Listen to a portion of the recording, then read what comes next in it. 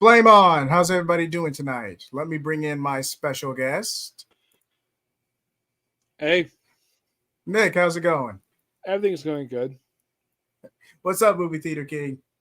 Yeah, I was trying to tell you. Oh, you fixed it. Good. Yeah, okay. Thanks for looking out, man. I almost didn't catch it. But for tonight's discussion is Boruto Naruto Next to Blue Vortex, chapter 2 of the recent the manga post time skip. hmm We'll go ahead and talk about we'll go ahead and talk about our opinions on the chapter, and then we'll give you the breakdown. Yep. The opinions of the chapter. It feels as though with this one we're not advancing a lot forward here. We just show up some stuff, and we get something interesting in the very end. It just, it's okay, but it just feels as though we're not advancing forward. We're definitely getting a payoff. Now, if you're strictly anime or you are just coping from how things were transitioning from the original Naruto series to Boruto Naruto the movie, and then this, you're getting more action, you're getting more engagement. The momentum is there. I will give you that. And what's up? What's Yep. up, bro? Yes, no one's going to refute Shippuden is better. No one's going to refute that. But I feel like that. Yeah, and don't get me started with Watch Mojo claiming that the 14 were killed the anime, which No, no, it did not. That's a big fat lie. Watch Mojo a lot of the time with their top 10 list can be a lot of it can be complete bullcrap. Like they did this top 10 list of the worst Disney shows, some of whom are not that bad. Like mid they put definitely. Gravity Falls on there, which I saw the comments. It ticked off a lot of Gravity Falls fans. That one, Monster High, which is not a Disney series, is Nickelodeon. My cousin's oldest daughter loves Monster High, and they had the audacity to put a series that my nephews and my niece like watching. It was that current Mickey Mouse show for preschoolers. Wait, They like, Mickey Mouse Clubhouse was on this list. yes, as an honorable mention. I'm like it should have been a list period because it is not terrible. It's meant for preschoolers. Oh, definitely not a good look for Watch Mojo. But Yeah, yeah, they the call a lot of stuff like they also claimed that what killed Bleach was the filler. No, it was due to low ratings for the last season. That's not what killed the anime. Like, now do they not do the research at all? most of the time that is the case, but filler can be a pain. But I think Gintama was able to maneuver around filler the best. Even broke the fourth wall to explain it. Yeah, So I've watched all of Gintama. It's a great series. They've only dubbed 2 seasons of the show. I actually own the movie that concludes the anime. I haven't watched it yet, but I know it does after reading like about 20 chapters in the manga for this movie. definitely, I but don't have an opinion on Gintama the final. I haven't even seen the previous movies yet at all. I've only seen just the anime and I read the manga. I've not seen the movies at all. I've not even seen the live action movies of Gintama. definitely a topic for another stream. But as for my quick thoughts on Two Blue Vortex, it's good. You're definitely getting more action. Boruto is more jaded. He's more mature than where he was back in part one. And all he cares about is like, hey, the Ten Tails has a mind of its own. Is easily going to betray you to fulfill its instinct, which is to harvest the planet. Just cut a deal now and actually do something worthwhile for once. Code doesn't listen, and then Boruto reluctantly fights him, ending the chapter. Now you do get some ironic moments with Kawaki getting more than what he bargained for with the omnipotence due to the role reversal. But I don't even think Kawaki even cared that much. He just wanted Boruto dead. Yeah, and plus he hated the fact that him and Mari call him Big Brother. So you can tell Kawaki definitely is feeling remorse from everything that happened, at least to some degree. But I don't think he's getting a redemption arc. If he No, not does, really. I'd be disappointed. Yeah, and I don't think we're gonna get to yet of the opening 5 pages of the original manga, a Baruto, where it's set in the future. But that's set 5 years in the future. This is only 3 years in the future from the end of the Baruto manga.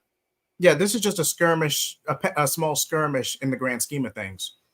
Yes, And we will, yeah, and and we'll cover Code's that later not in the about his. show.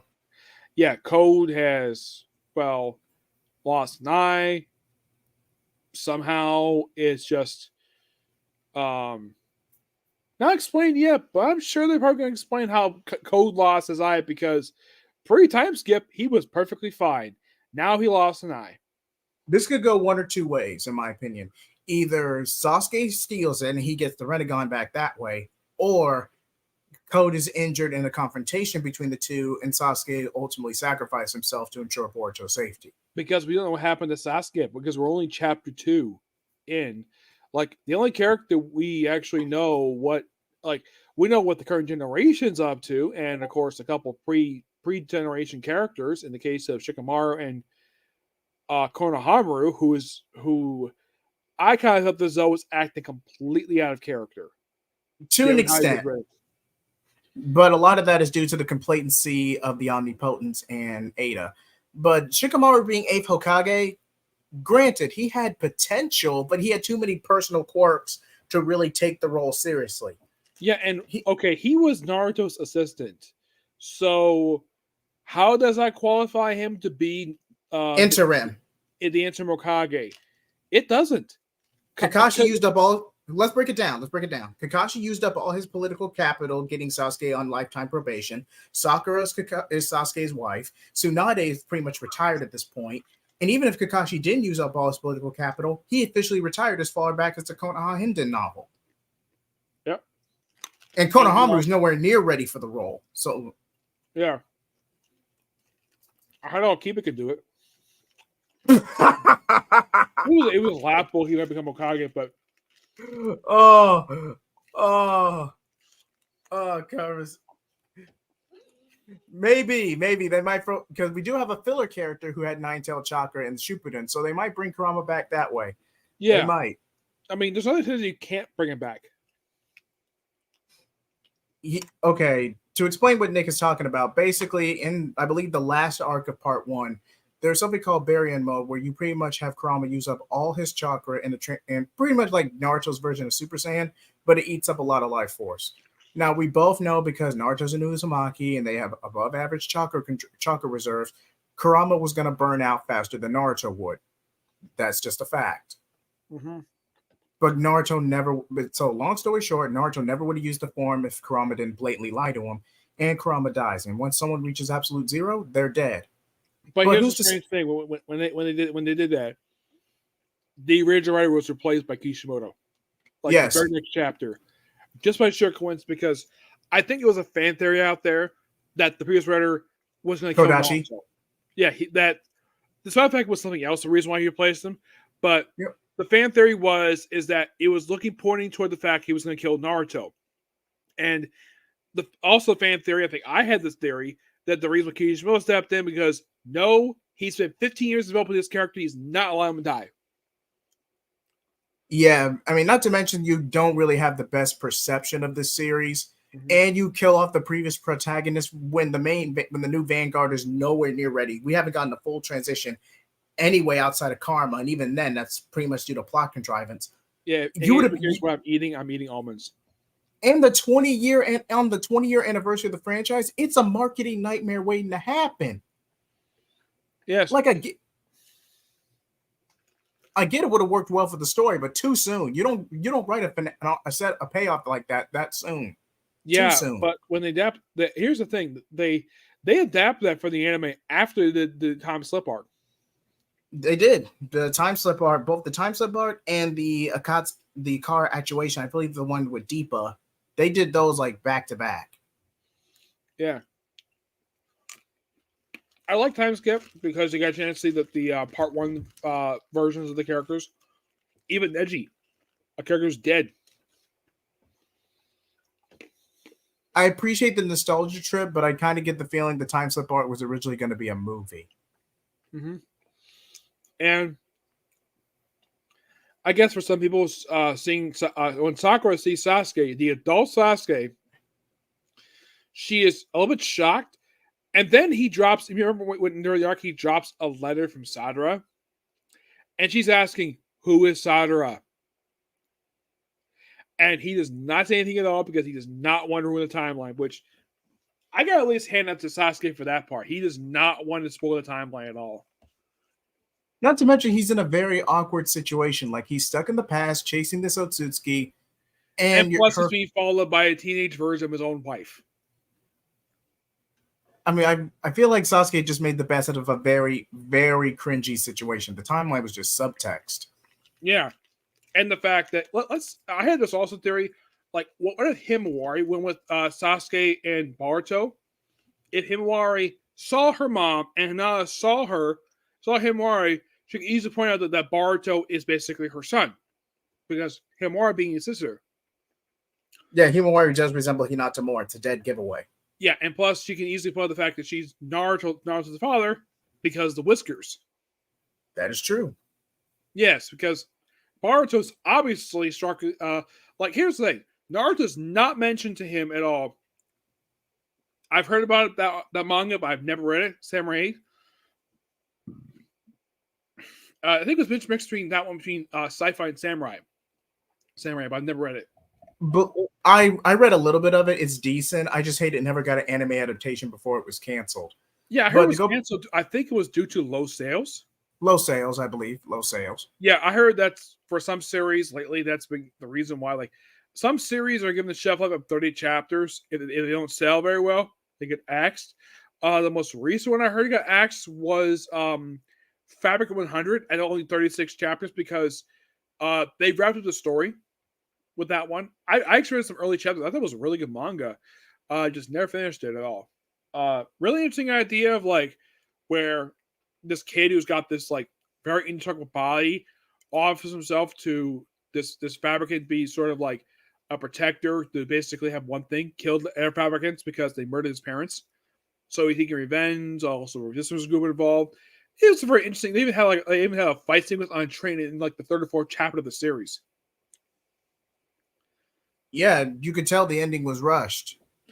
Yeah, I kind of feel as though this one could be an anime if they wanted to, but it's probably going to be a miniseries. Definitely miniseries. It's not going to be very long. Like, if I would give a best guess, 12 episodes tops. Easily. But not to go back to your second question, a lot of the Boruto hate is Code because they had just got through this emotional payoff with the fourth grade ninja war, Naruto beating Sasuke, a little bit of controversy in Naruto the Last, and then we cut straight to Boruto Naruto the movie. And none of the post Shippuden novels were adapted. We don't really get a proper transition from the old cast to the new cast. We get one movie, which is basically a backdoor pilot at this point, and we cut straight to Boruto Naruto Next Generations. It's cope. It's pure cope. But the last season did have three light novels, not all of them, but they only have 3 of them. Which I should think they should have more. Definitely. I think Shikamaru Shinden got adapted. The Akatsuki Shinden got adapted. No, it was, the Sasuke one. Sasuke one, thank you. It was Sasuke, Shikamaru, and the last was Hidden Leaf. Okay, thank you. It led to Naruto's wedding. Yeah, it transitioned right into it. Which I think was a missed opportunity for the anime to show Naruto and Hinata's wedding. I would love to see that. But nope, they did it just prior to the ceremony. I'm like, really? Probably the studio couldn't. They wouldn't let him do an extra episode. It could have been a clip showing the credits. No one would have cared. Yeah, and plus it was episode 500, the last one. 500. That was like, oh my gosh, like 6 years ago. At the as of April. But even then, the last arc of Naruto Shippuden was rushed for the movie, I believe. Mm-hmm. Well, kind of in ways, but they at least get more episodes than the actual manga did. Like the manga, she was only there for a handful of chapters and she's taken out. In the anime, she's there for a good period of time. They give her a backstory in the anime. Because she's the mother of the Sage Six Paths. And it's so hilarious the fact that the one with distractor is of Naruto use the reverse harem jutsu, which caused Sakura's nose to bleed, which I thought that was so funny. It's a gag. It's a gag. And here's the strange thing, though. Boruto does not do sex jutsu at all. I think he used it one time when Sarada was threatening to cut his line when he was defacing the Hokage statues. But I think he but that was more of a callback than anything. But I think that's the one time he ever used it. Yeah, because imagine if he used it and he'd be like, if his father says like, "Good job, son. It's something I used to when I was a kid." Well, at least one thing he's got praise with Boruto. At least he's not as perverted as Naruto was when he was a teenager. No, he's just pulling pranks. Naruto was just doing anything and everything to get some kind of attention other than scorn and disdain. Yeah, but his master was more pervert than he was. Wait, we're talking about Jiraiya or Ruka? Wait, granted. Wait, Hiruzen was a closet pervert too. Yes. Oh my gosh. Yeah, and the fact that he kept this going he's like, "Oh, I'm a Jonin. You can't affect me," and then apparently gets like a whole bunch of sex jutsus, and that's what affects him. Like, okay, and that was that was the episode they used Konoha. It was like episode, I think that was 3. They just introduced Konoha in the original anime. Yeah, episode 2. It was episode. I think it was episode 2. Yes. Yeah. I did hear also the reason why that because remember at the start of that anime, Naruto wore goggles. And then by episode 3, he switched into headband. The reason I heard, because Kishimoto had a tough time drawing, that's why he switched over to Ninja Headband. And I also heard Kishimoto had a time coming up with Sasuke's design. Yeah, there was one design of his that he was not a fan of. It was the design he had during the Chunin exam, with that all black outfit with the whole belt buckle stuff. You ever notice like Arc Rhapsody goes back to his pre-Chunin exam look? Yep. Because he had a tough time drawing it. And I have read also his favorite character to draw was Tenten. Naturally. She deserves more screen time. But despite the fact she didn't get much both in the only time she ever got any development was in filler. The 4th Great Ninja War, when she was able to wield the weapons of the Sage of Six Paths for an decent period of time. Which it gets kept in the wall of a weapon shop. And potentially getting with Rock Lee, but the higher ups took that out, retcon that. Yeah.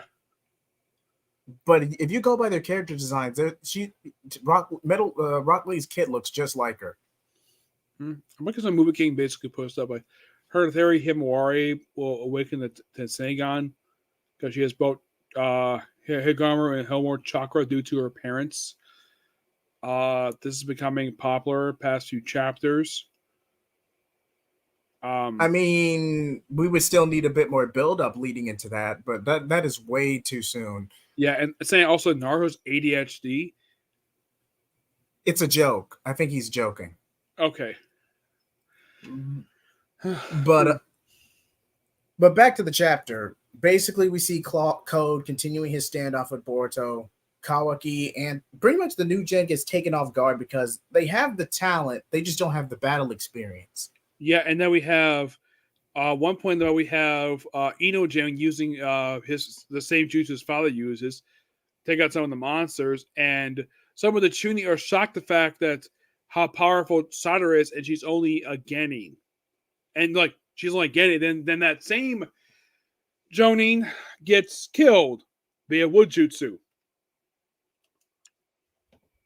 Okay, now hopefully the anime will explain this if it ever comes back, but more than likely, because Sarda's one of the only few who wasn't affected, she kept trying to defend Boruto. There was a stigma against him with Naruto's presumed death, and she got demoted due to insubordination. Mm-hmm. That's the most likely outcome. Either that, or that's just a blatant manga inconsistency between. I think it's manga because I was not a fan of her manga look at all. Like, you remember the episode of the anime where she's like throwing kunai in her room? I think it was during the Bodyguard arc. I think I know which one you're talking about. They were adapting the second arc of the official manga. It was the Menji Bandits. The Majina Bandits, yes. Do you know what her look was in the manga? I think I remember because I actually was reading the manga monthly. I know exactly what you're talking about. Yeah, but she was in her underwear. Can we at least try to keep this PG, Nick, for the love of God? Well, blame the chapter. Thank God the anime didn't put that in it because that would have been stupid for a 12-year-old to be in her underwear. Right? Now I gotta roll the band. You see what you made me do?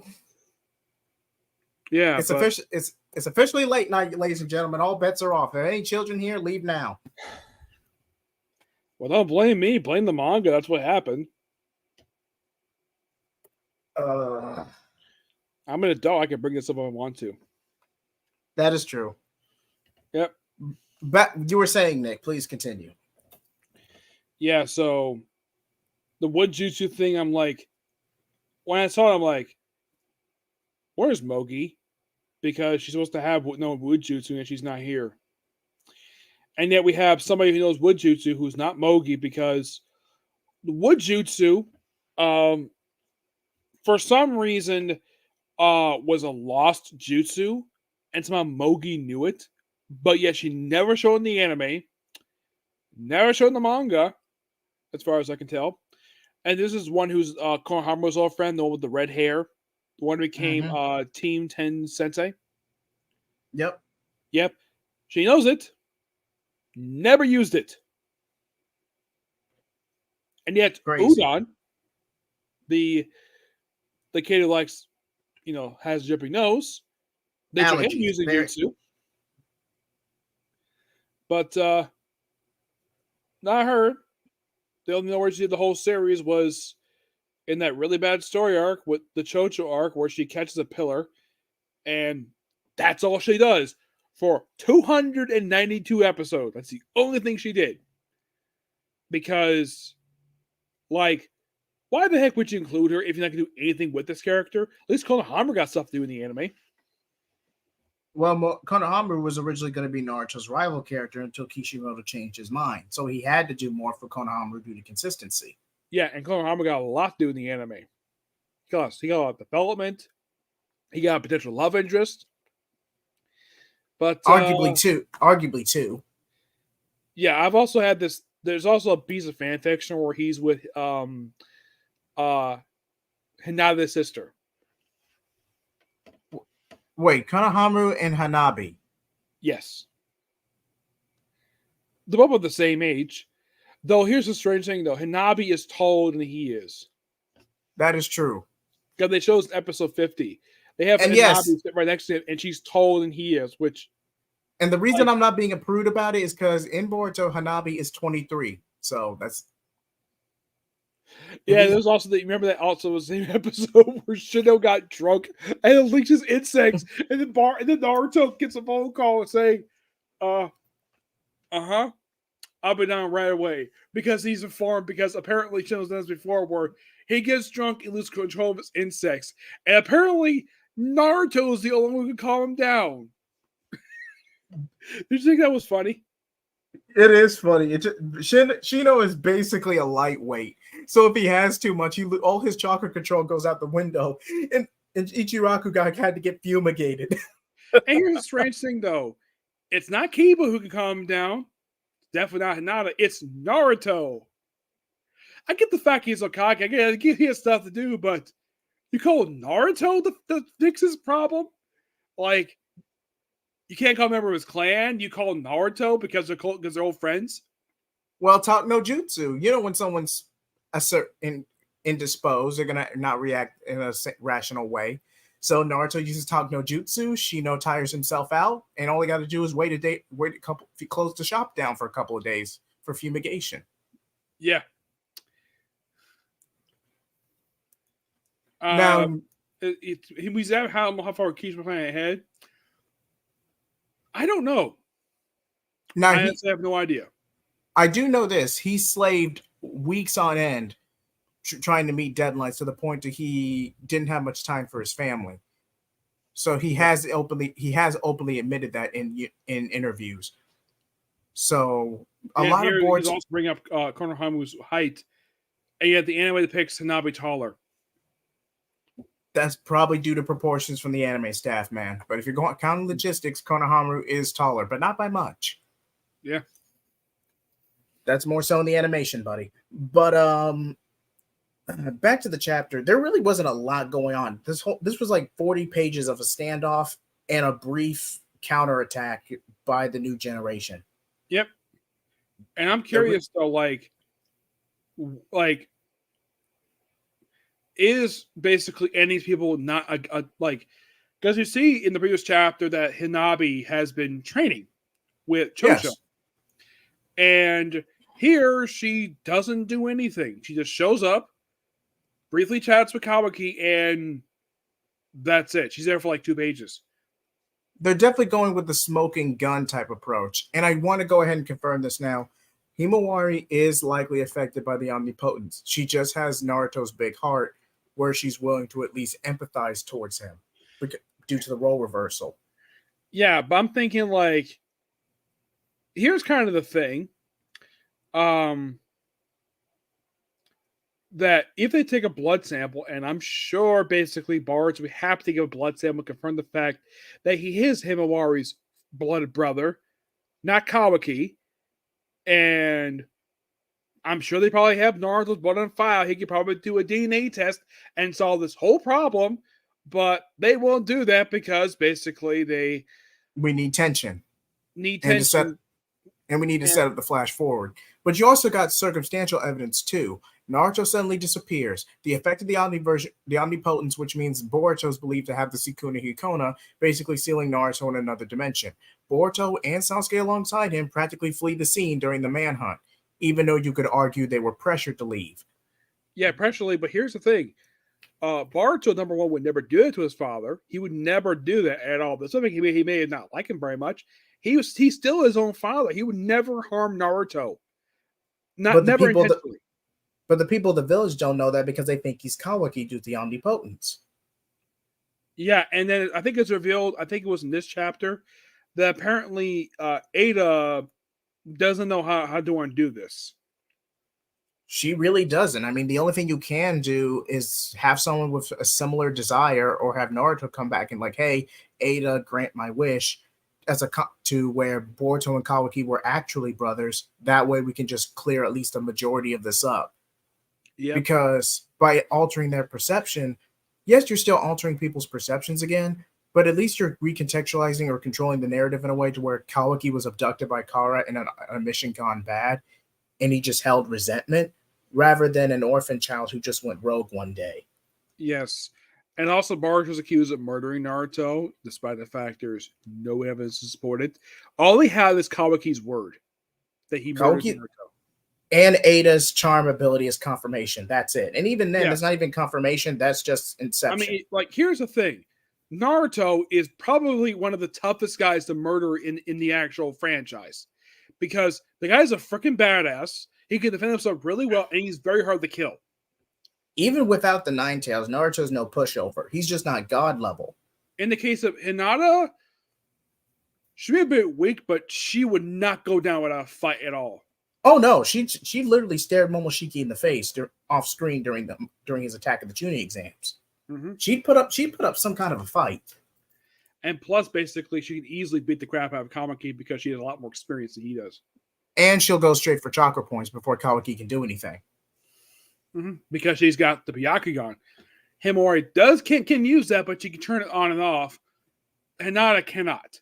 Not really. She can activate it, but you look at her she's always got the Byakugan on, but you can't tell it's on because the face is not squished. Yes, the veins aren't as the veins when she uses Byakugan aren't as noticeable. Yeah, but her daughter can turn it on and off. Yeah. But that's probably why Kawaki resorted to sealing them, because Kawaki ultimately couldn't bring it, because there's no reason to kill them. They're just leverage to get them out of the way so Kawaki can finish what he started. I think they do make a brief appearance in the chapter for a quick cameo. They're just unconscious. Just sitting up in this other dimension with these cubes, which I think use the same cubes that Jigen used on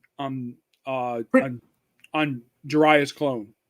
Yeah, Kashin Koji, pretty much. But which he has not returned yet for some reason. You ever notice that? I have noticed that. Maybe he might be brought back in anime filler. Maybe he helped hide Sasuke and Boruto with the time skip. There's a lot to be revealed. But like, if Sasuke sees him, he can easily recognize the fact, wait, aren't you Jiraiya? He's like, no. He'd probably say, I'm Kashikogen. I'm Jiraiya's clone. But he also witnessed the Kashin Koji versus Jigen fight using Amato's technology. Yes. But anime aside, I feel, to answer Movie Theater King's previous question, if Naruto does get unsealed and watch the Boruto Kawaki fight at the Flash Forward, he'd be in a very similar position to the Sage of Six Paths was, where his two sons were coming to blows, and there was nothing he could really do to avoid it. And this feud would carry on for generations to come. Yeah, though Sage is basically it was mentioned in the anime that what we know in the anime term as ninjutsu. He called it nishu originally because he corrected Naruto about that. He did help form the ninja path, what they know is ninjutsu in story, but it was really called nishu first. That was mentioned when he first showed up. Yes. And I believe there was a fan theory going around that there was a silhouette in the background as at the scene of Obito's death, and people are fan dubbing that that's a older Boruto who time traveled to the past.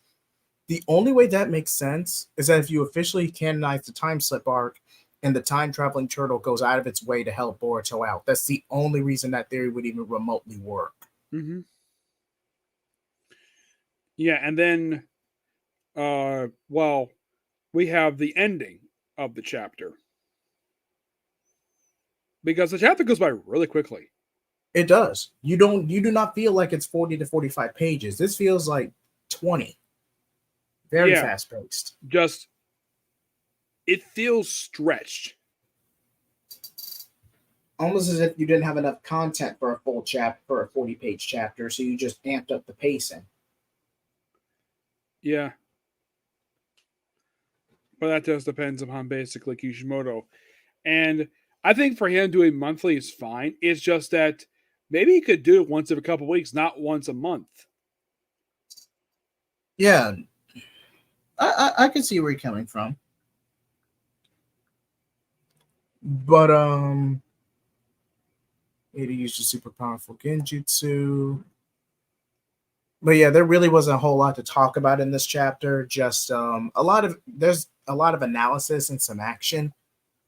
But what do you think of Code? Is he a decent villain? Is he a crappy villain? He's a decent villain. It's just that it's like he has potential to be a true villain, but it's like he is being held back because of Kawaki. Because of writing, not because of not in story, he's not. But by writing wise, he's held back because of Kawaki. Yeah, they definitely want to set up Kawaki as the dual antagonist and create a direct parallel, much like how Naruto and Sasuke. But it was still a Naruto story at the end of the day. Sasuke was just an antagonist, and he had a significant role.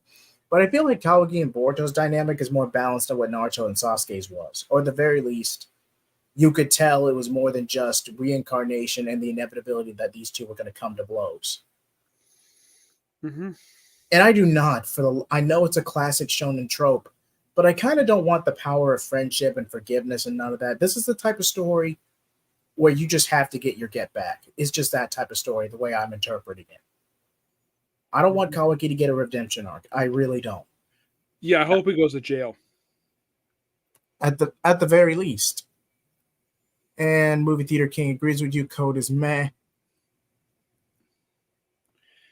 I kind of feel like basically he's just a character who just shoved aside because of Kawaki is like seems like he's the true focus of this arc, despite the Code is the actual villain. And I heard, now take this with a grain of salt, but there were rumors going around that Code was going to be more prominent in Kodachi's original direction. But then Kishimoto took over the reins after Baryon mode, the Code was kind of like left in the shuffle because, okay, we got to increase sales. What's the one thing we can guarantee hype for? All right, it's a time skip. Let's set up the time skip. How does basically during the whether they were preparing the time skip and rebranding the manga, Code didn't get a proper send off. Code just carried over into the transition or the time skip proper. Mm-hmm. And I get that you still need some kind of antagonist since Ada and Damon are more of a chaotic neutral. But yeah, and plus Ada, well, she's in love with Kawaki, but she's probably questioning it now because of what he did. And the thing is, Kawaki knows that she has a thing for him, but he does not feel the same way. This is just a means to an end. That's really all it boils down to. Yeah, and as far as I can tell, like she was more embarrassed the fact that Kawaki found out about the fact that she has a thing for him. Like, he, of course, did not react at all. The fact that, well, they have this beautiful woman who is part android and she's got a thing for him. And he feels nothing at all. He's very much emotionless. And you can blame that on his how he was raised in the by Kara and by his birth father, who kind of used him as an errand boy. Yeah, and the fact he rather have more buy beer than buy food.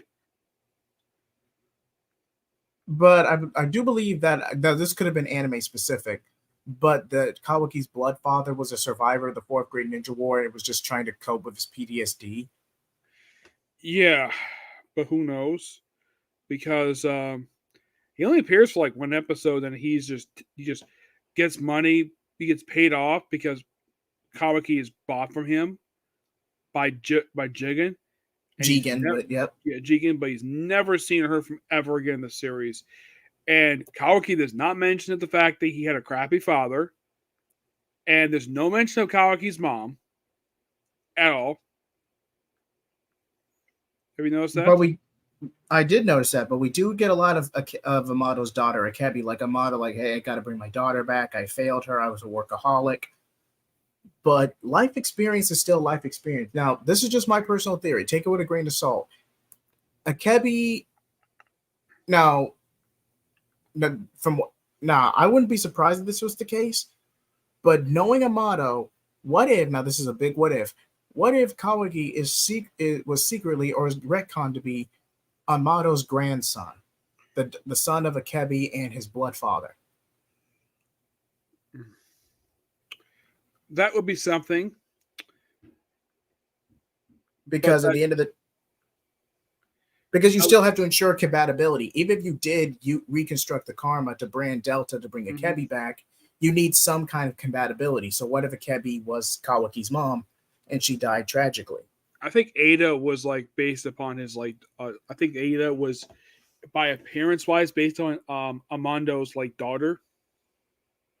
They kind of confirmed that he lost his daughter, which of course that both Ada and the doctor both confirmed that was true, that he did lose his daughter at one point.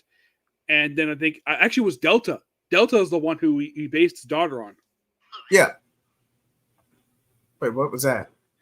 That was my phone. Okay. But as I previously said, Movie Theater King, me personally, I don't believe Kawaki should be redeemed because there was no reason to seal Naruto. Now, Momoshiki still being with Boruto and the karma, the inner demon trope, decent argument. But even the Kages agree that Boruto could have been a potential threat if he ever lost control. So that's a valid point. But at the same time, Naruto was still a father. He had a responsibility as a Hokage and as a leader, but he was a father too. Yep. So I think in a situation like that, Naruto should have recused himself from the Hokage position, or at the very least involving Boruto's karma, rather than letting his parental bias get the better of him, which ultimately forced Kawaki's hand. Yep. But even in that scenario, because again, by that point, in an attempt to save himself, Momoshiki willingly gave up the last 18%. He can't revive in Boruto's body in any way. So as long as Boruto maintains a strong resolve and good chakra control, Momoshiki will only come out on a handful of occasions. The situation is practically solved at that point. It's just not an ideal outcome. But at least that in the case of because of having his DNA, his DNA, his data in his body, Boruto cannot technically die. No, he can't. He can't. At least not without a stronger force in play. Yes.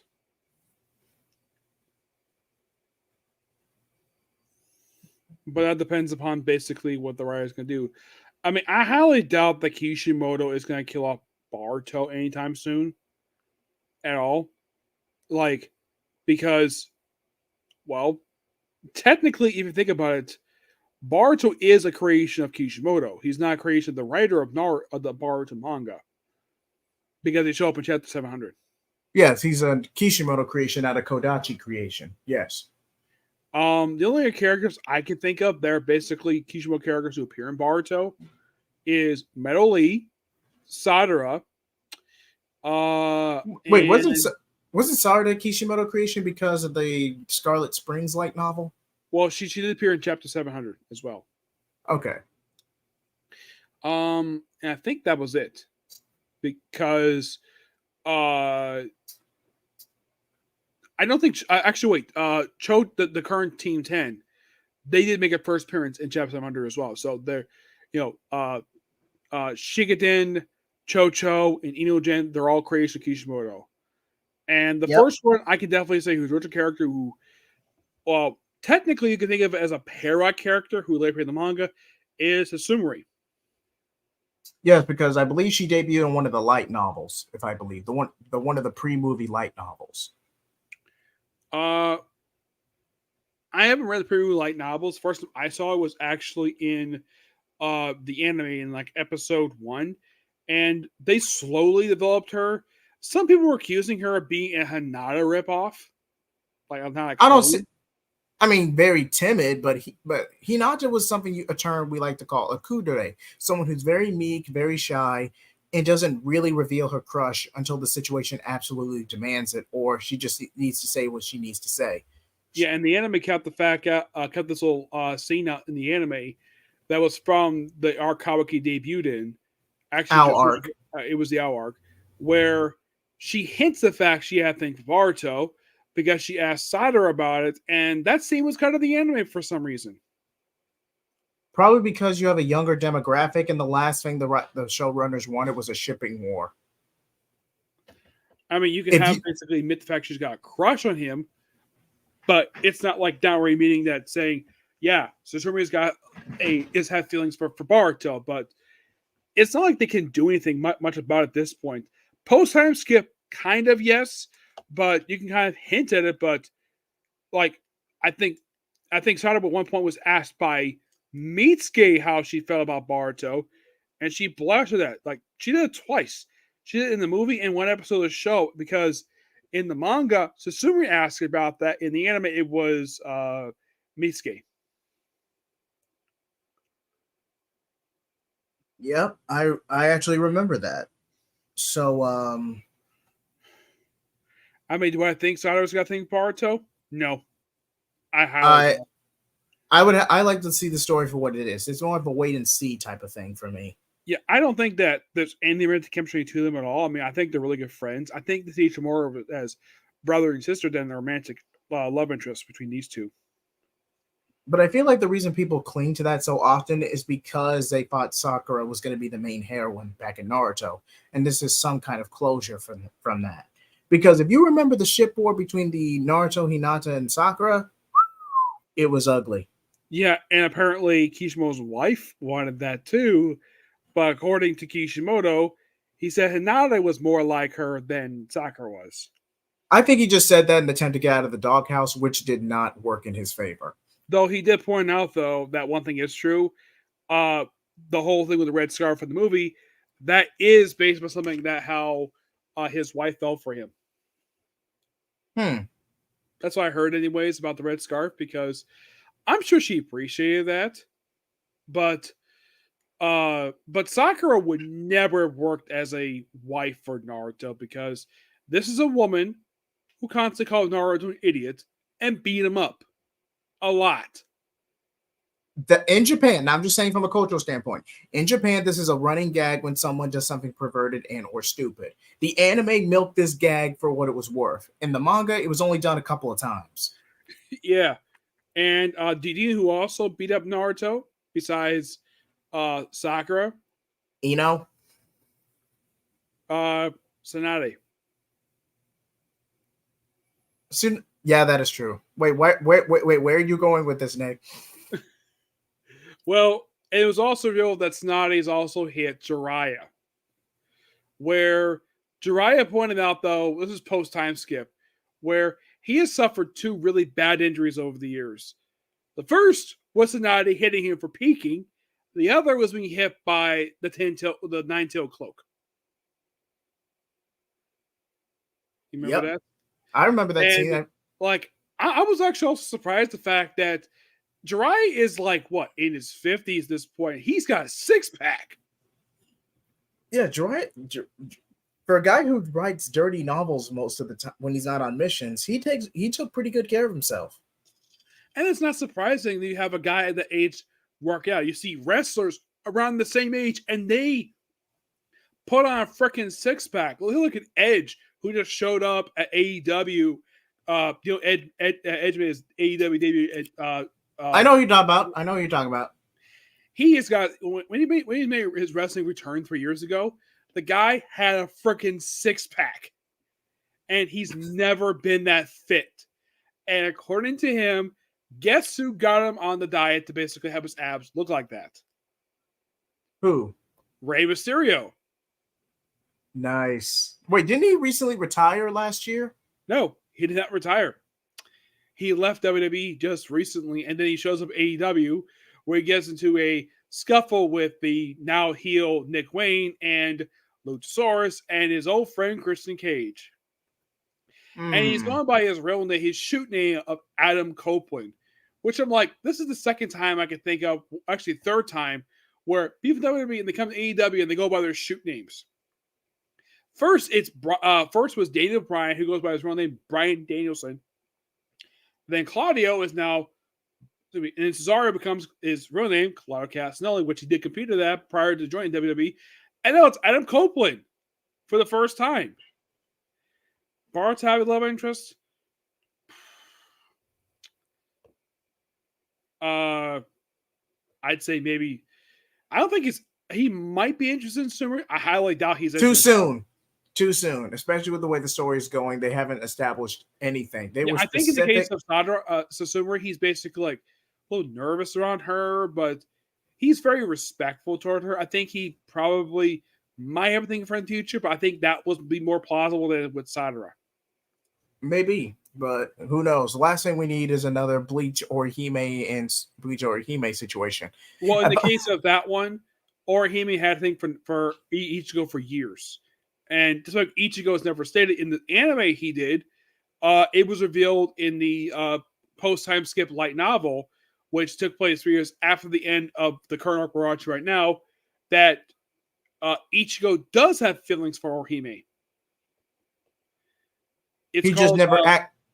Go ahead. Never acted about, and then the light novel ends basically with Ichigo asks Orihime on a date. Well, isn't that nice? And this is just after Ruki and Renji got married. And I thought that was kind of weird, though, the fact that the second couple in the series get married first, not the main couple. Though in the case of Naruto, who knows? I think the first couple who got married in Naruto was Naruto and Hinata. No. Or, okay, the majority were actively dating. But I do think Naruto and Hinata were the first to fully get married. As far as I can tell, like, they've never stated who got married next. I mean, it could have been Sakura and Sasuke or Shikamaru and Tamari, which I think they confirmed in a post-time skip they were engaged in the Garden Light now, but they never show their wedding at all.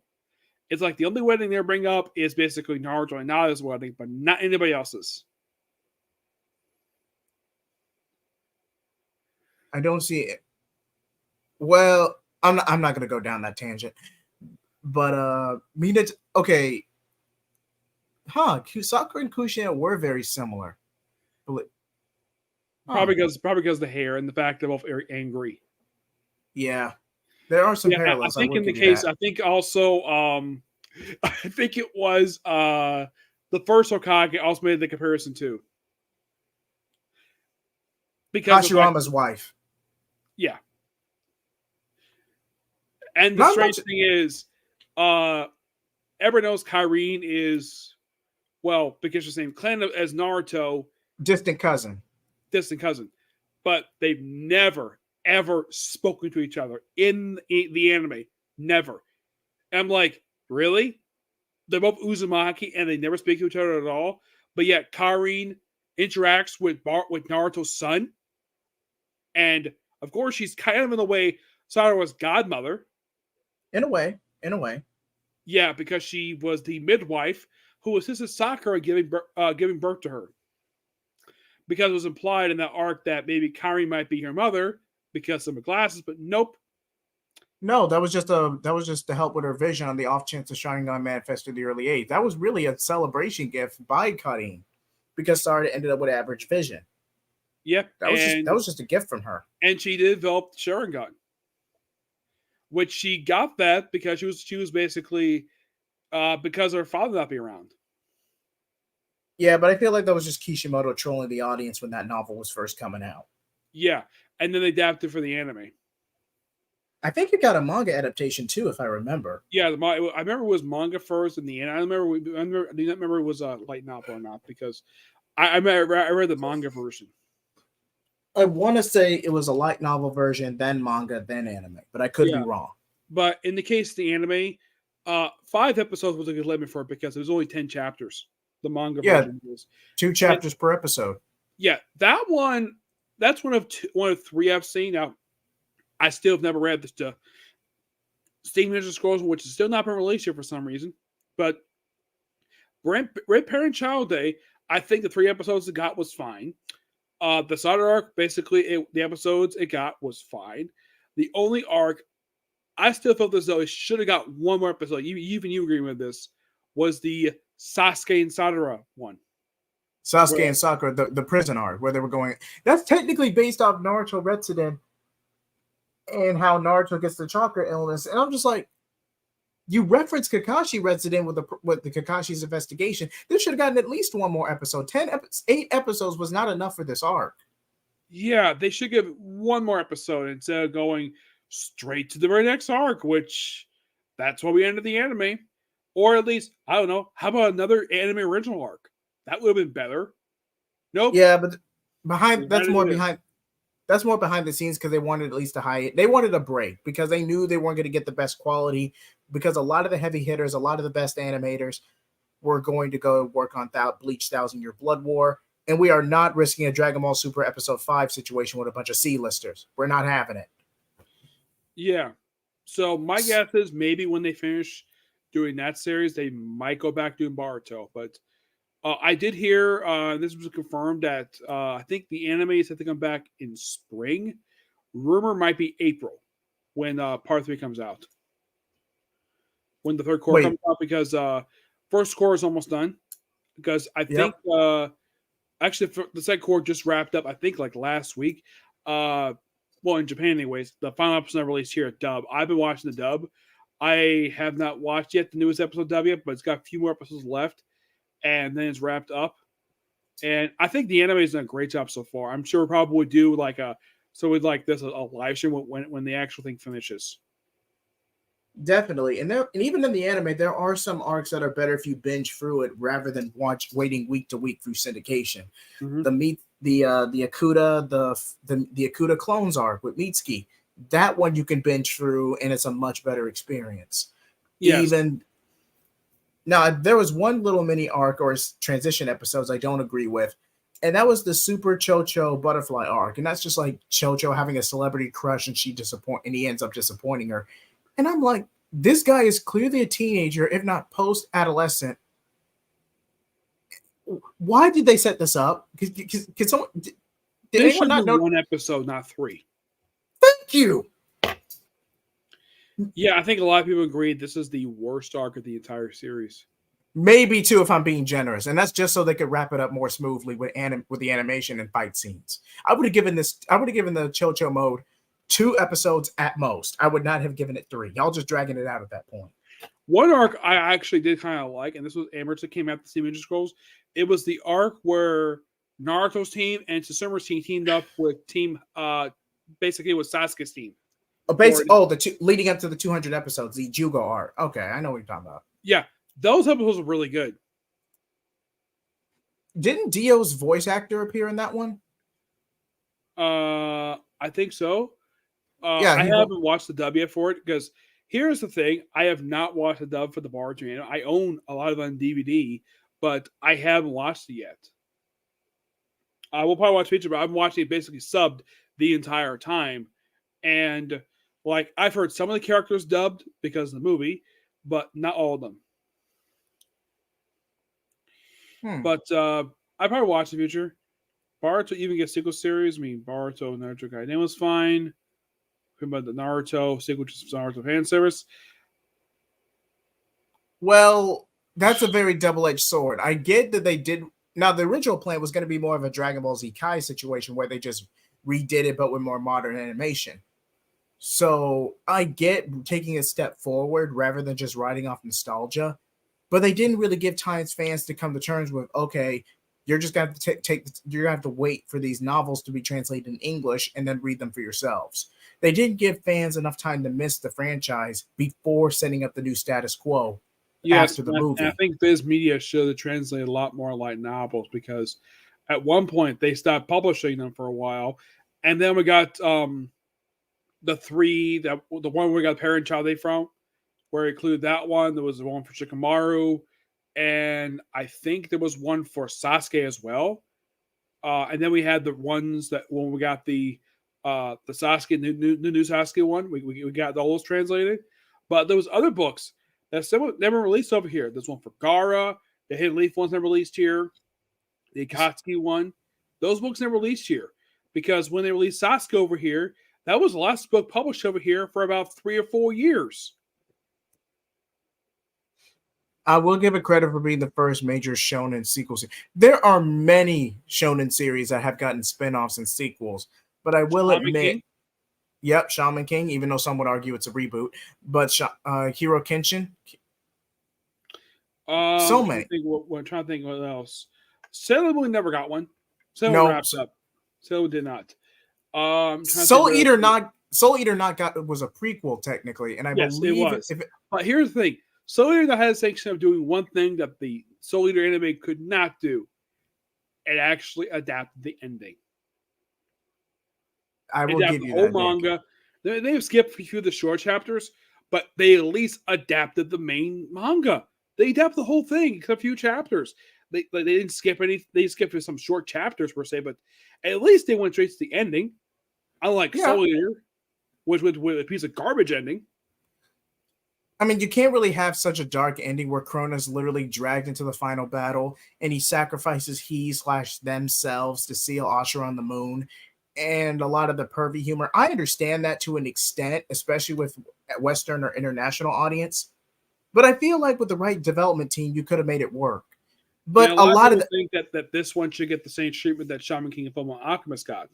You know, a reboot where it basically adapts a lot more and actually finished adapting a story. But Alchemist had a great ending. I never had any complaints about the ending.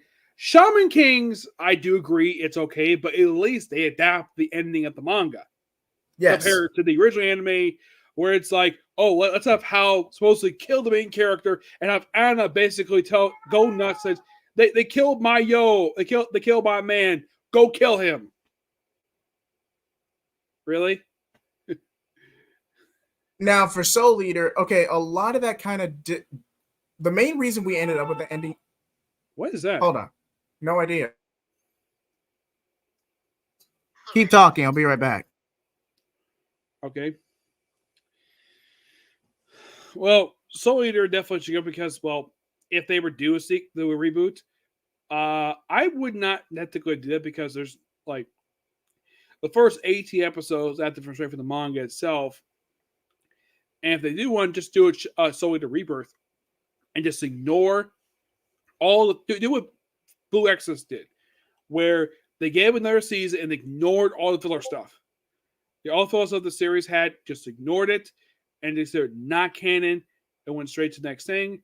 Though at least Blue Exorcist gave their season, and Black Butler, thank you. Though the question is why the heck it took a long time to do it.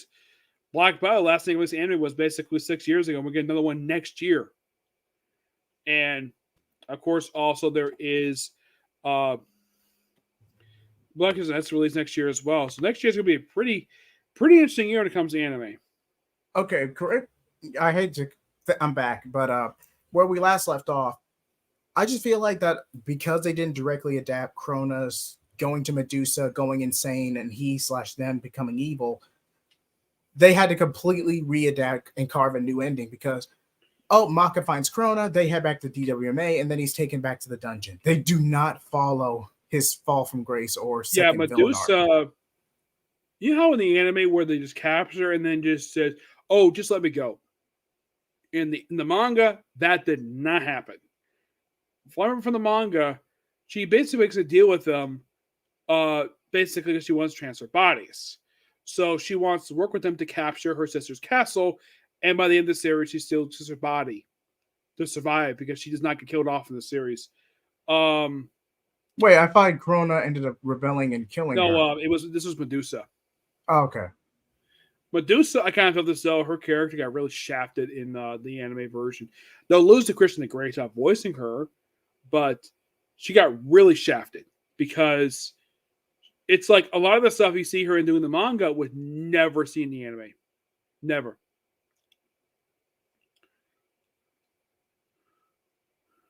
The direct sequel, Child Next Generation. Dragon Ball tried but failed due to fan backlash. The sequel series being the children's story. Actually, Oh, you mean GT?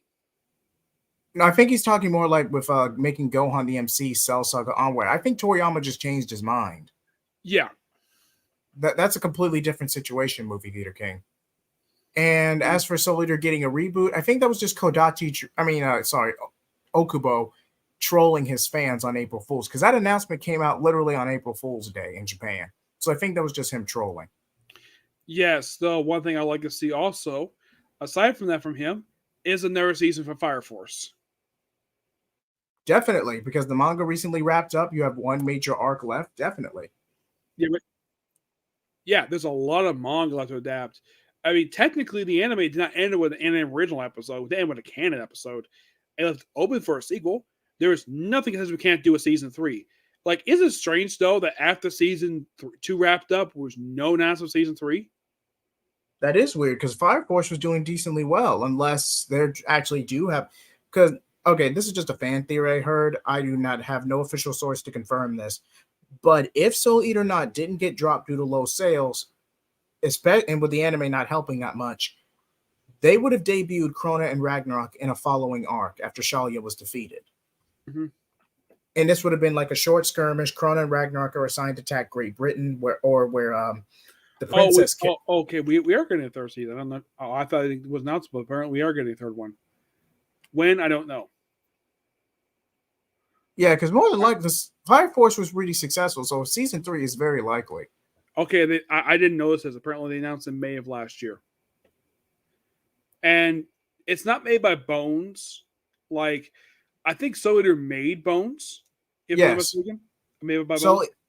Soul Eater was Bones' first project, followed by Space Dandy. And My Hero. Oh, yeah. My Hero tends to be the most famous series out of that company nowadays. Pretty much. The company that makes Fire Force is Day Production, which, guess which anime they're famous for adapting? Not SAO. That's Aniplex. You got me. I'm stumped. JoJo Bizarre Adventure. You know, I could actually see that, believe it or not. Yeah, because if you watch the anime, it is really good. Oh my gosh, they did a great job with the anime. Though they also adapted the spin-off series, Thus Spoke Kasumi Rohan. They adapted that too.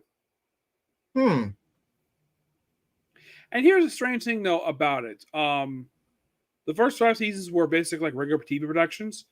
Not necessarily the Stone Ocean. It did air on TV afterwards, but I watched it on their website, and Stone Ocean was fantastic.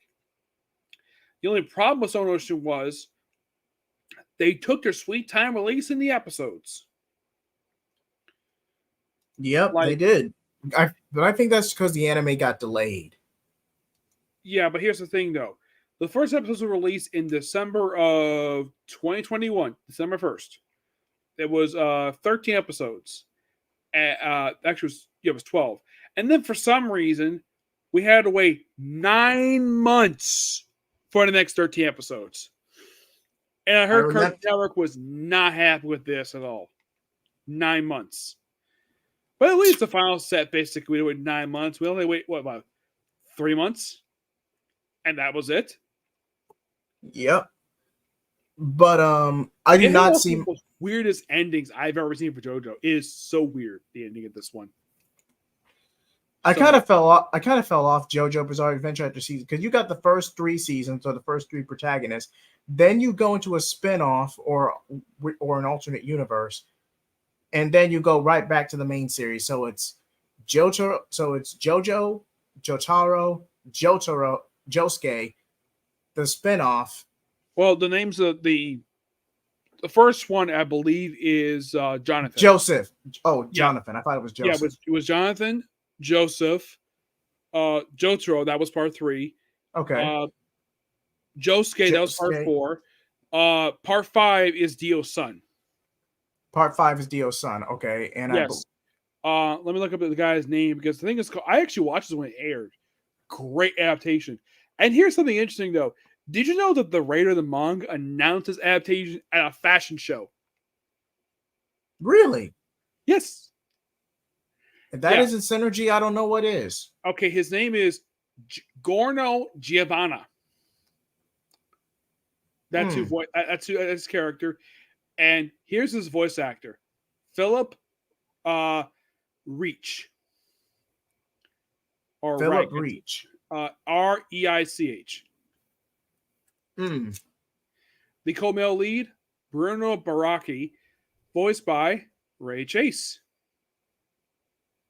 Now, Mista, I believe he's the gunslinger of the group, of the group of guys. He's voiced by Sean Chiplink. If you've watched ReZero, he's the star of the series. He's Subaru.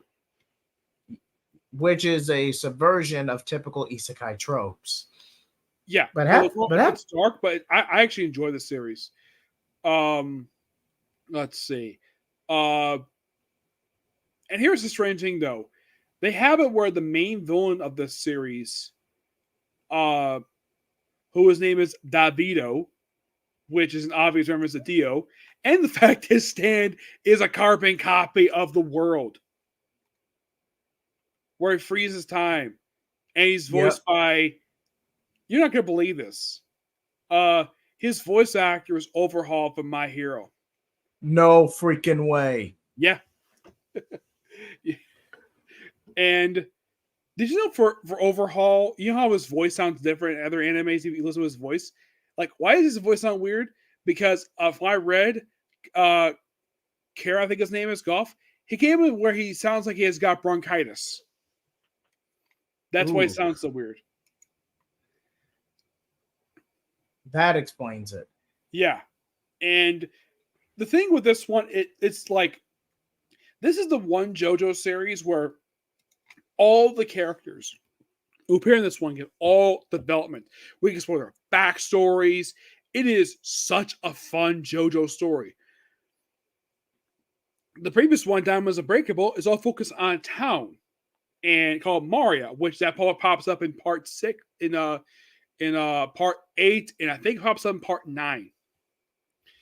I've read Steel Bull Run, which is a reboot of part 1, except it's set in the US, not the UK. And Jonathan is Johnny, and it's all about a horse race. And the president is evil in that series. President of the United States. He's like kind of like the main villain, but he's one of the villains, but he's like evil incarnate. I can believe that. He is not based on any real life US president. He's basically made up for the series. I would not be surprised if this is adapted for the anime, because I think they might, but who knows? But one thing interesting, though, about this series is that in part 3, Johto Kujo, the main protagonist, part 3, is voiced by Matthew Mercer. Matthew Mercer. Yep. He does an absolute great job. But here's the sad thing, though. The guy who's the voice of the lead of Diamonds Unbreakable, the previous series, is somebody who sadly passed away last year. Billy Kemetz. And this is Mm. one of two major characters their voices people do know him for.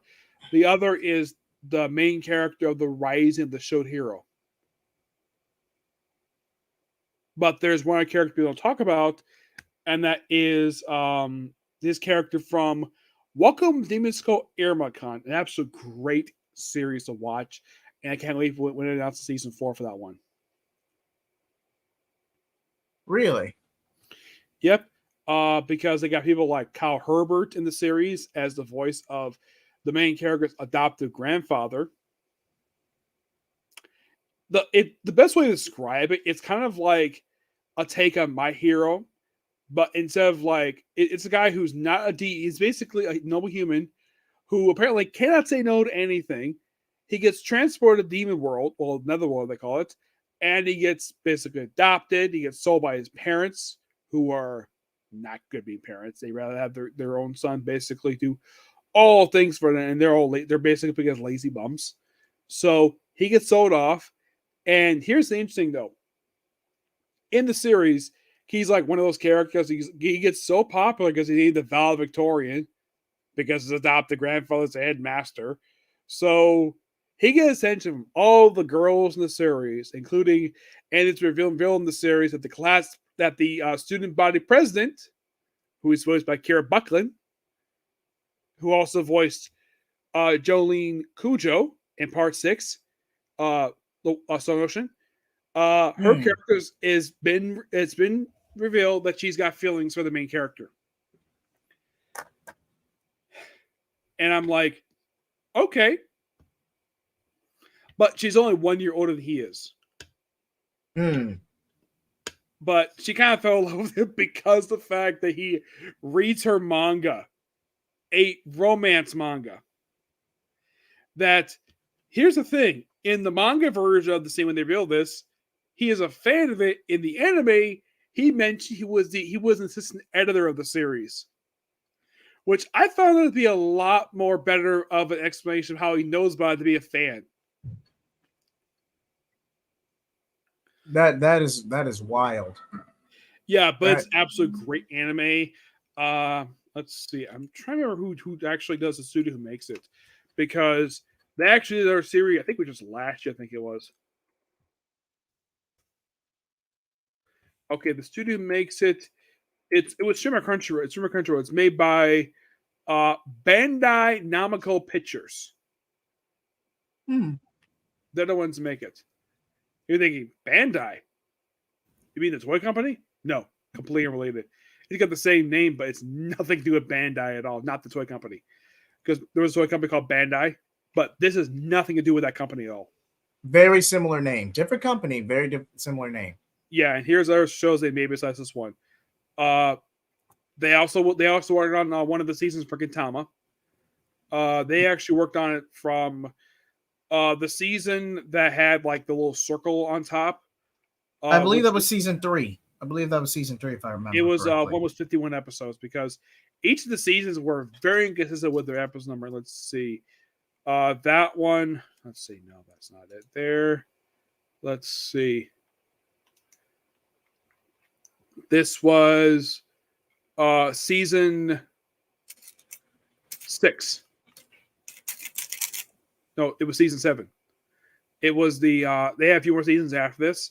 Last season aired about 5 years ago. Which they finished happening, and that was also going to be the last season that was 51 episodes, because this was a series that's like 49 for the first season. You have 50 episodes for like 4 straight seasons, and 13, and then you have 51 again, then 12, then 13, 26. They were very inconsistent with numbering for the number of episodes for the series. But the series was a lot of fun to watch. But hey, at least you got a series made by the same company making Tama. Well, we did the second half of the series. I know we're getting off topic, but there's not much else to talk about when it comes to Boruto. Yeah, because the reason we're a little off topic tonight, because again, we're still just going into the time skip. There's really not a lot to talk about. Yeah. But I guess we can go ahead and do it now. But what are your predictions for how the battle's going to set up? We're going to get a Boruto Kawaki fight now, or are we just going to deal with Code first? I think we're doing Code first because basically that's what we're doing right now. Kawaki will come later. Okay, okay, I'm in a similar sentiment. And I also do think that we're going to have Boruto reunite with Sumari. Really? Because she hasn't seen him yet. Sadara has. She along with everybody else has, but Sumari has not seen him yet. But I do think they're going to reunite. I'm sure Himawari's going to run into him too. Yeah, but this is way too soon for something. For I guess all we can do is just wait from here and be right back for chapter 3. Yeah, which the next chapter comes out in about a few weeks. I'd say it might come out because here's a strange thing though: the Boruto always ends in release the 20th of every month. You ever notice that? 18th to 20th, depending on the scheduling. Yeah, so I don't think it will be released 2 weeks. I don't think it released. I think it might be released either probably released at this point, probably on Friday about 2 weeks from now. Friday, 2 weeks from now. Okay, I can see that. That's the 20th. Usually it's 20th. I've seen released on 22nd of the month, which is a Sunday. I don't think their scheduling has changed too much, but hey, we'll see. I think over the course of this whole in the original series, I think they skipped about 2 or 3 times. Usually, like once per year, they do take a month off. But I think the longest break they took was between the ending of the previous series and this one. This was the longest break they took. Wait, didn't they take a break during COVID for 3 months, or was that the anime? That was the anime. The manga still came out. Oh, okay. Because the manga has a different publication schedule because One Piece still released chapters during COVID. That is true. Because basically people can still access them via their phone. Like I still got access to the Weekly Shonen Jump app, though. Have you read the Black Clover manga? I have. I kind of fell in and out of it because it felt like a Naruto ripoff, but with wizards. Yeah, I've been reading. I love the series. Have you heard? What's your feelings about it moving to a different app? Hey, new opportunities, a new chance to garner readership, but it is an inconvenience for those who are used to Viz Media and the Shonen Jump app. I'll admit it's an inconvenience, but I heard the reason why because of the writer's health, and plus it's put on an app that releases manga once every few months. And the other manga that does that nowadays is D Gray Man. Like here's the thing. They released 40 chapters in 5 years. Right now, they could do another season of the anime, but who knows? Usually 30 chapters get point to wait. Nope, it's been like 40 chapters because the current arc that I do right now, they only adapted just the opening chapter. They never finished adapting it. It's like they left off a cliffhanger, and that was back in 2016. The last season aired.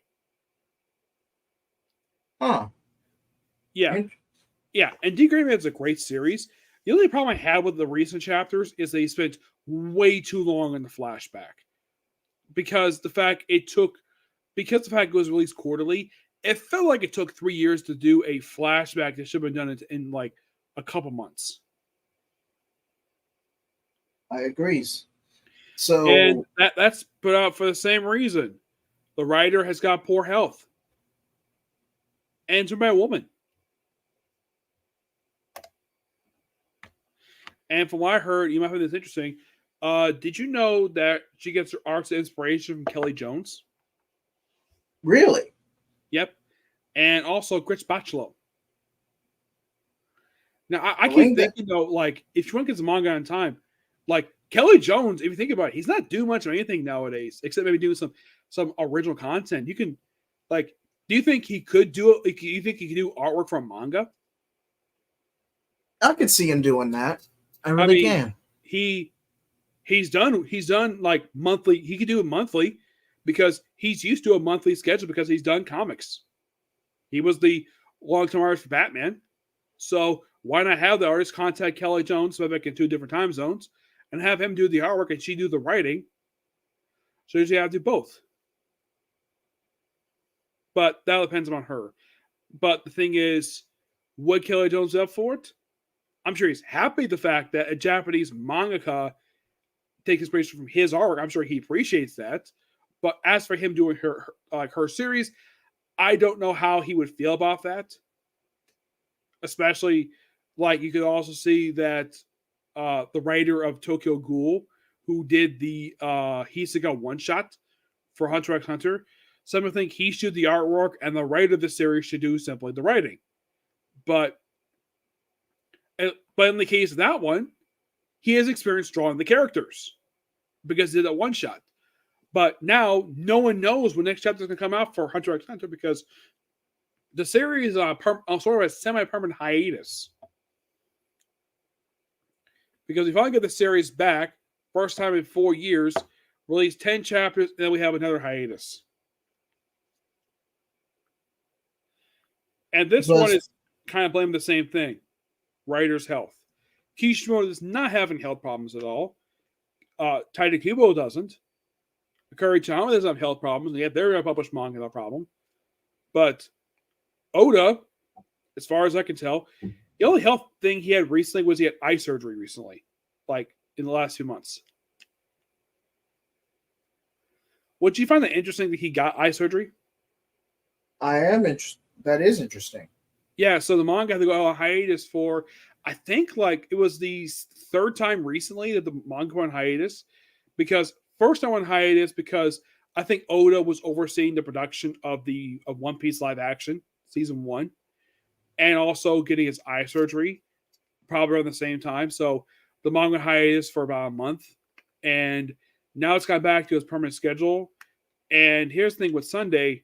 Sunday, there's no new episode of the One Piece anime because they get a week off for a clip show. I don't know why, but it could be because maybe the anime does not want to catch too quickly with the manga because they are 40 chapters behind where the manga is. So maybe they want to give extra time for the creator to release another chapter before they do another chapter come out. But the last few episodes, they've adapted like one full chapter, entire episode. And they're getting really close to finishing up Wano. They're like 6 chapters away right now. Just 6 more, and that's it. Never thought I'd see the day, in all honesty. Yeah, Wano, oh my gosh. Do you know this arc is going now for 4 years? Yeah, this is longer than Dressrosa. Oh. That was 118 episodes. This has been like, oh my gosh. Like, at least 200. At least. Yeah, this is longer. Like, the manga is even longer than this. Like, oh my gosh. Like, you think about it, this is the longest arc in the anime. Second longest is Dressrosa. The third longest is Whole Cake. And they're all post-time skip arcs. You ever notice that? They are post-time skip arcs.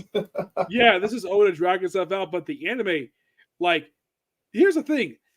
I remember when Whole Cake was coming out, there wasn't a lot of people who were fans of it, and the dub comes out for it, and it gets a lot of praise. Like, people love the Whole Cake dub. I love that. I thought it was a lot of fun. And people were so unhappy. They replaced one of the songs they did for that arc, Hope. That song is so good. We Are Hope, which they did a English cover song done by Amanda Lee and a guy who actually sung all of the Sentai songs. Huh. Because I remember sharing it once with a mutual friend of ours. Because I found, like, he did like a whole video for a whole hour. He was basically singing nothing but all the songs from Sentai, like from Go Ranger up until, like, I think it was King Ranger. Really? That is very interesting. Let me see if I can find it here. It'll be okay. Here it is. Oh, that was very quick. And while I have you actually read Gotham War? Yes, I have. What are your feelings on it? It's interesting so far, but we're only about we're only just a few chapters in to it. It is interesting though. We're making Catwoman a villain for this arc, which is kind of weird. And also Right? the fact that they brought up the guy who Catwoman slept with during the first arc that Tina Howard did. Wait, I thought he was killed off, and that led to Catwoman going to prison. Yeah, that happened in issue 50 because Tina Okay. Howard took over after Ram V left. And Tina Howard currently does, I think, 2 titles for DC. She does Catwoman and Harley Quinn. I don't think she I've heard nothing negative about Tina Howard's work for Catwoman, but not a lot of people care for her writing over Marvel, like when she did Excalibur or No. Knights of X or the Betsy Braddock series. I heard those series did terrible in the sales. Like Betsy Braddock was probably had the worst sales, probably worse sales than Knights of X, and it lasted the same exact amount of issues, 5. Well, Excalibur lasted for 27 because I think the reason why that lost long in those two is because people like Excalibur. I'm willing to give these new creators a chance. Do your own thing. I'm You know, willing to came out recently that apparently Chris Claremont he wants to go back to X-Men again. Oh, thank God. Oh, thank God. If he does, this will be his 4th run. You can never go wrong here's with the thing about Chris Claremont. People remember his first one really well. People, a lot of memories of the original run. And the run he had after Chuck Austin left. People remember that one really well. Yes. But the second run was really, really short. Yes, it was practically I don't think it was like 2 volumes at most, if I remember correctly. Here's the strange thing about that second run, which came out in 2000. It lasted from issues 381 to I think 380 Uncanny X-Men and 100 to I think it was like 108. No, 100. Yeah, it was 107 of X-Men Volume 2, which, if you think about it, it's not even about 8 months for both books. And this came out during a period of time. Like, if you read these issues, it felt as though, like, because it's 2000, this is a weird period. This is like I think the Avengers versus X-Men was going on during this time, or was that a few years later? This is Adventure X happened in 2012. These issues came out in 2000. Oh. Yeah. And here's the thing. There's one thing with these issues that Marvel has ignored for years. And I knew nothing about this. I read this a while ago, but someone brought this up in a comics video. There was the first issue of the Ken X-Men book, Rogue kissed Colossus. And this led to nothing. Absolutely nothing, because the writers still want to have Rogue people Gambit and Colossus be Kitty Pryde. Despite the fact, in the case of Colossus Kitty Pryde, they're no longer together at all. And they kind of outed Kitty Pryde as bisexual, but that went nowhere. And the way she's written now, where she's like very much more nice than Emma Frost, which is out of character for her, to almost be romantic sense. I can see him holding hands. You have Emma kissing her cheek. I'm like, are they trying to, is the writer of this book trying to make Kitty Pryde and Emma Frost a lesbian couple? But that currently can't go anywhere because Emma Frost is married to Tony Stark now. Either way, I'm looking at a messy celebrity divorce with Emma and Tony. I don't see this sticking for very long. I heard it's a show marriage. It's not real. Okay. Though, here's something quite stupid about this. When they announced this, they apparently announced this, like, if you remember, they announced this like just barely a month after they just killed off Kamala Khan. Wow. That was a pointless death. And then she got brought back in Hellfire Gala. Well, that was to be synergy for her TV show, for her stream Disney Plus show. She has to be which now. Apparently this is kind of weird, where she's half mutant, half inhuman. How the heck is that possible? So basically, an inhuman whose consciousness was preserved using Krakoan technology and was brought back with a mutant body. Yes. That's The kind of one, what happened in the book. This is Gary Duggan who basically brought her back. The person killed her off was Zeb Wells. yeah, he kind of needed the boost. Like, say what And you here's will the about thing. This yeah. death, oh my gosh. Like, have you ever heard such much negative reception for one issue of Amazing Spider-Man? Like, this is probably by far, like, this issue 26 was probably the worst received issue since issue 1 Yep. of this volume. And, Yeah, I reviewed the issue that preceded it. And do you know who did the artwork for issue 26 of this volume of Amazing Spider-Man? Jim Jeffrey. Who? John Romita Jr. What a waste of artwork. Here's the thing about John Romita Jr. I don't hate his artwork. I'm not a fan of his artwork because he does this thing where he gives characters too much unnecessary shading.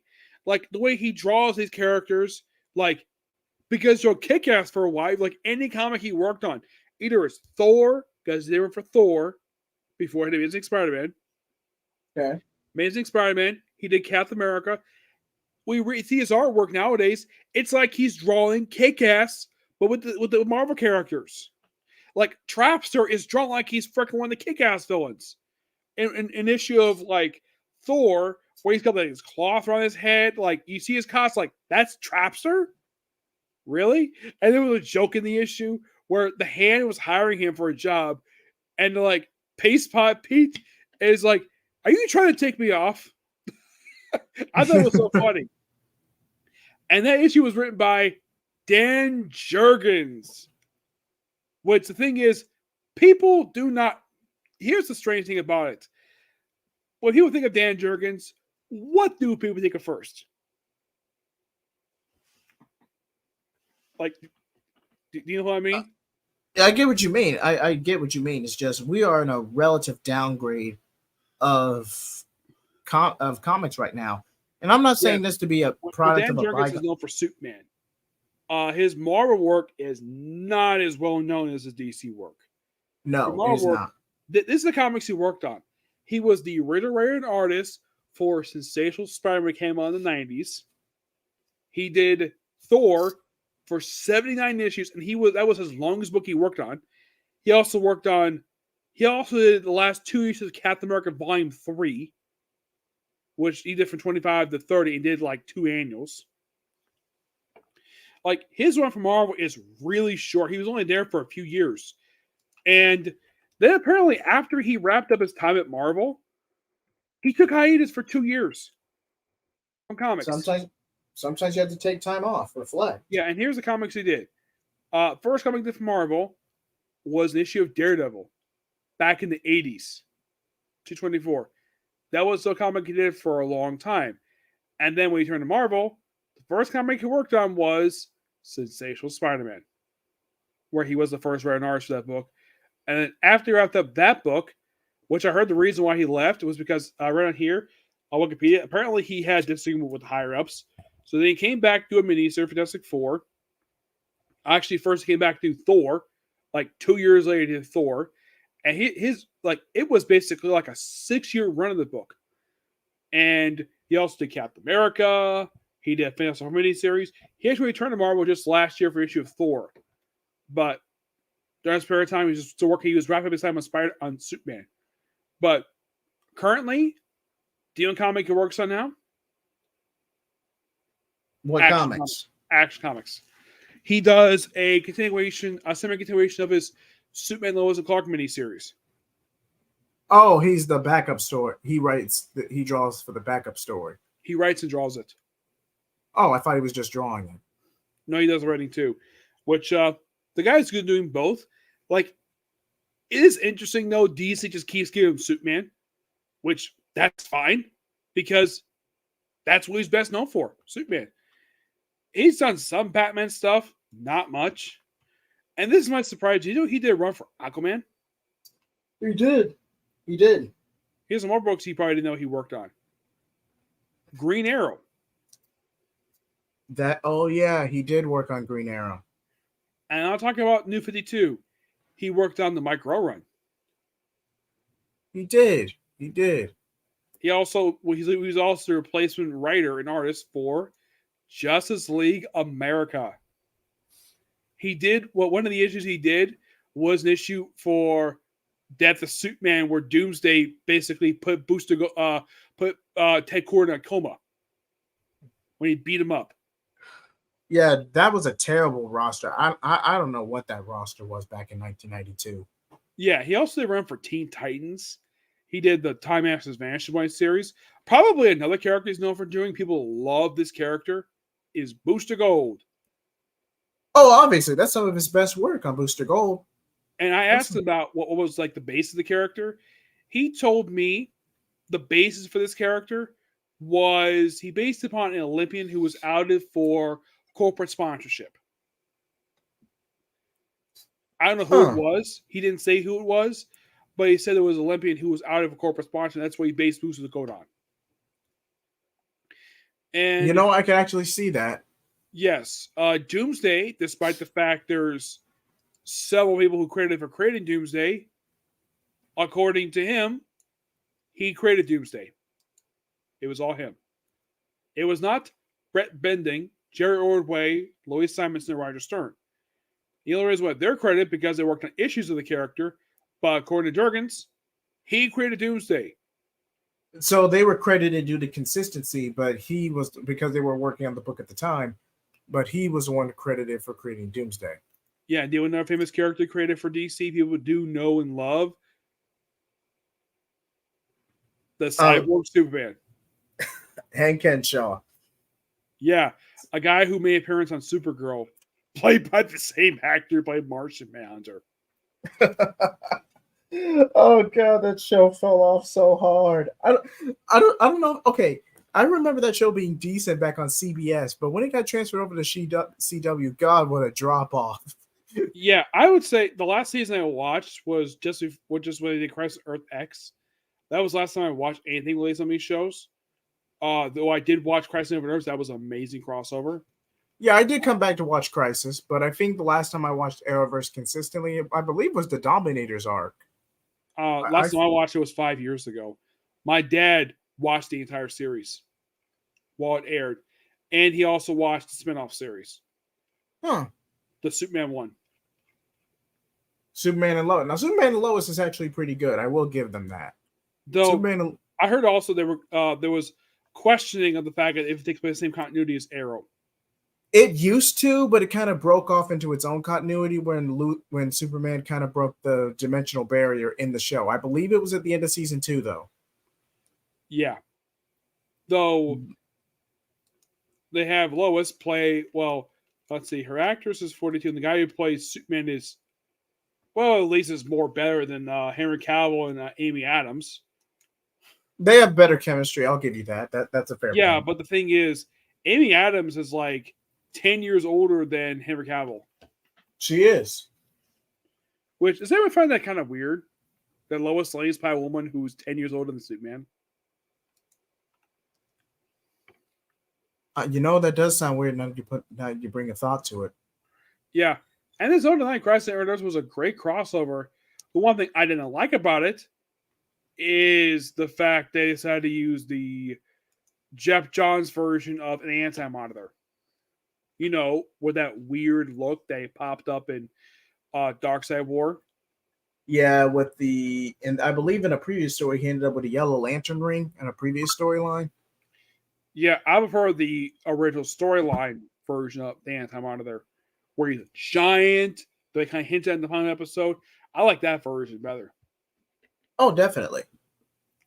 But and the strange thing was they actually had the monitor and the anti-monitor played with the same guy. You find that kind of weird? That was weird. Sorry, it's been a long day. Mm-hmm. But any final thoughts while we're wrapping this up? I have none. Hopefully next chapter has a lot more stuff going on than this one was. Yeah, but I appreciate the conversation. I really do. It's great hanging out with you, man. You're welcome on the show anytime. Mm-hmm. But that's it for tonight. Like, comment, subscribe, and flame off. Whoa!